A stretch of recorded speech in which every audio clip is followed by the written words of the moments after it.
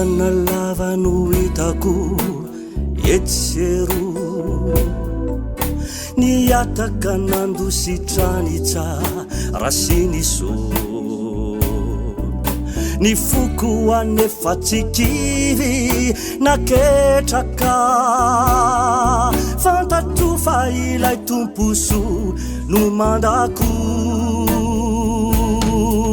fandrafirafina fankalana misarangotra mafiorina nefa ny foko tsara fiarovana satria andriamanitra azo antoka tsy mahafo izy rery no any anafaka ny fatorana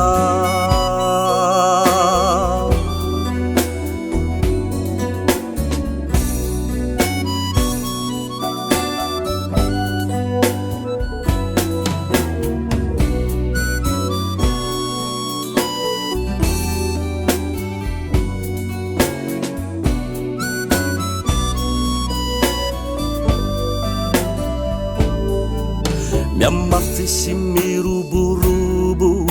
ny erisetra ny foko tsy mangorana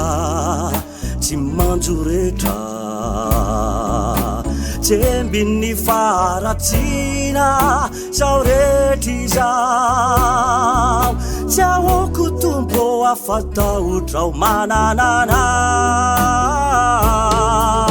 fandrafirafina fankalana misarangotra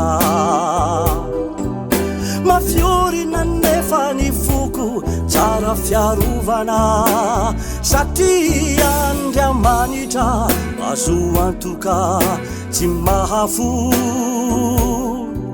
izy rery no any anafaka ny fatorana